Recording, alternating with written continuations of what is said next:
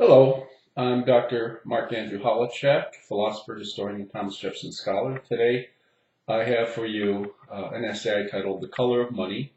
Is Monticello monetizing race at Jefferson's expense? Consider this simple syllogism. Slavery is bad. Thomas Jefferson owned slaves, so Thomas Jefferson was bad.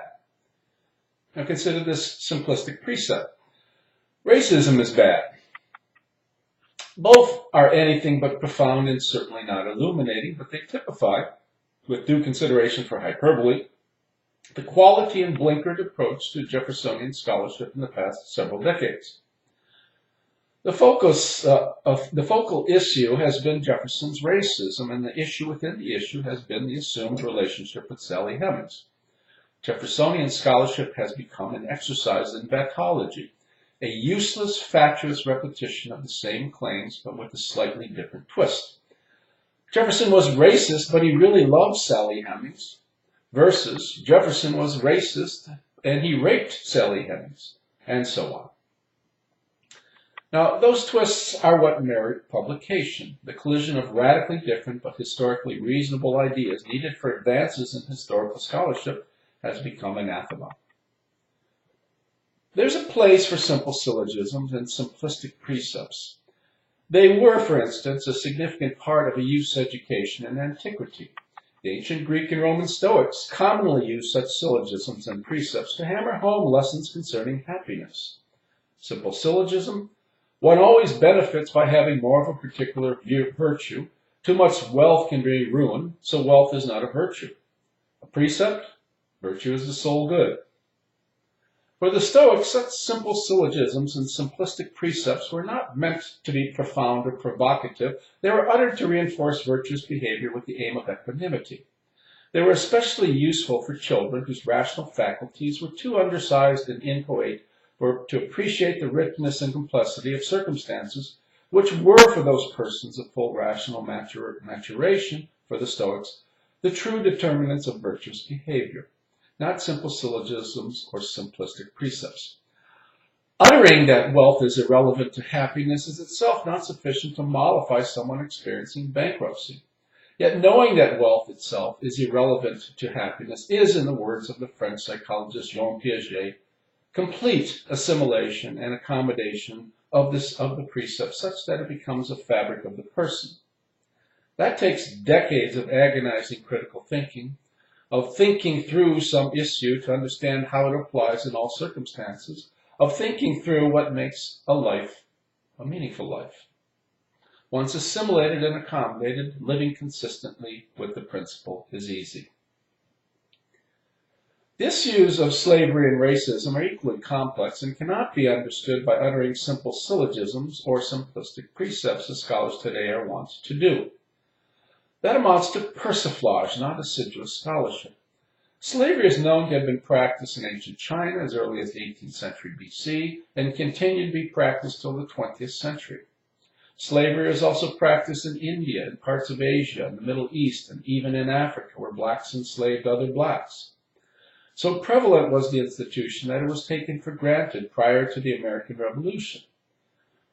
Said John Jay, prior to the Great Revolution, the great majority, or rather the great body of our people, had long been so accustomed to the practice and convenience of having slaves that very few among them even doubted the propriety and rectitude of it. It's mostly with the ascendancy of Enlightenment thinking, with its twin postulates of liberty and equality, articulated for illustration by Jefferson in his Declaration of Independence, that slavery has become vital and vibrant in scientific, moral, and political discussions. The driving force behind Monticello, the Thomas Jefferson Foundation, has for at least 2 decades been using the issue of race as an enticement to bring people to Monticello. Now, it's unclear whether that strategy has worked to bring visitors, but it has brought in grant money. It began with their scholarly take on the 1998 DNA report, misleadingly titled Jefferson Fathers Slave's Last Child, on Jefferson's fraternity.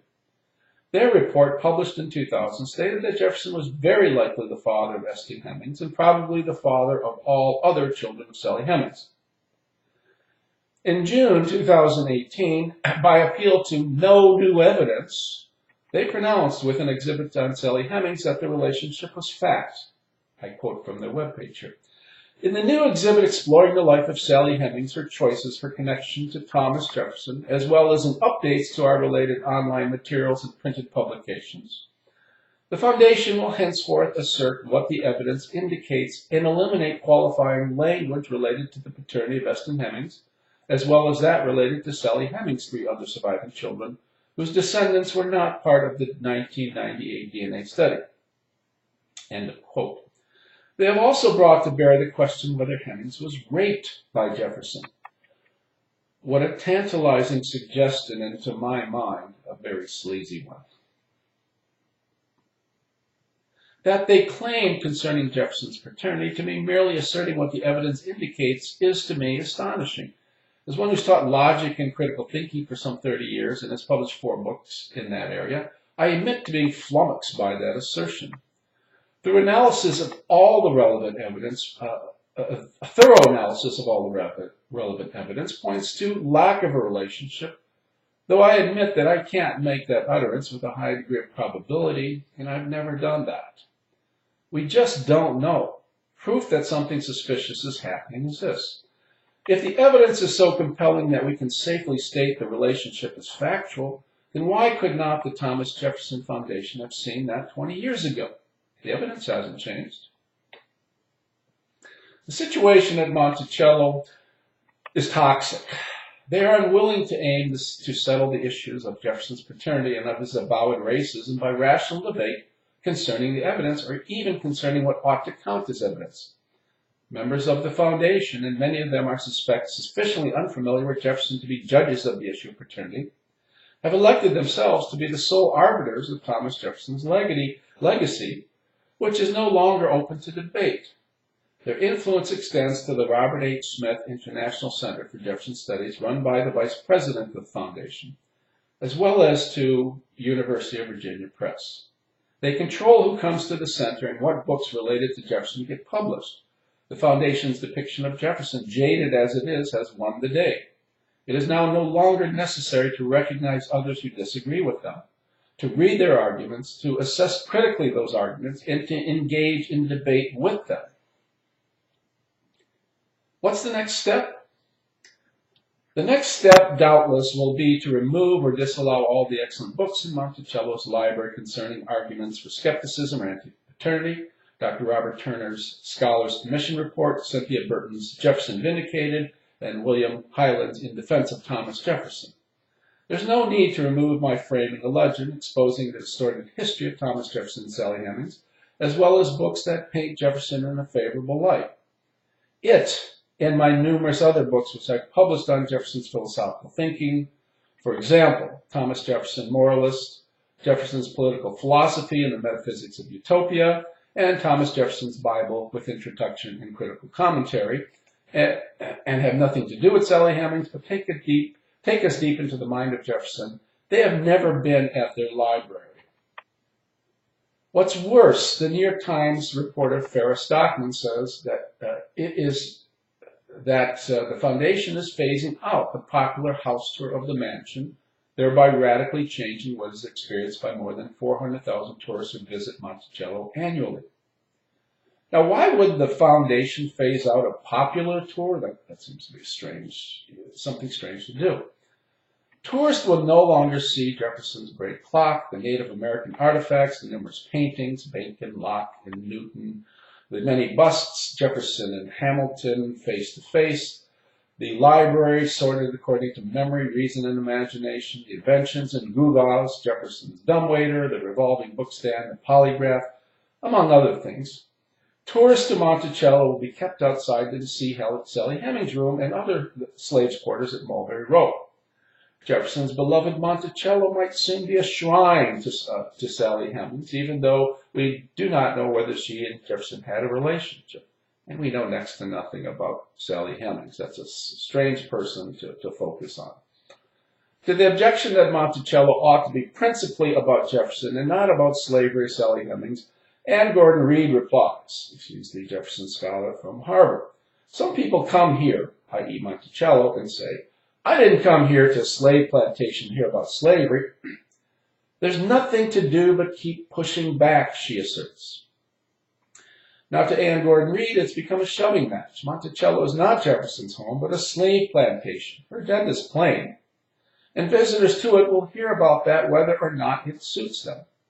The comment plainly betrays the political posture of the Thomas Jefferson Foundation. There was good reason to keep on shoving. Monticello was awarded NEH grants in 2008 totaling nearly $1 million. That's among other donations. The focus on race is being handsomely rewarded, even if truth is deserted. Who cares if the number of visitors radically declines if grant money keeps pouring in? While it's laudable that members of the foundation wish to be viewed historically as paladins of human rights, they're doing so by constructing an image of Jefferson that is warped by political ideals. Their Jefferson is an opportunist, a racist, a hypocrite, and perhaps even a rapist. They do not give voice to scholars who disagree.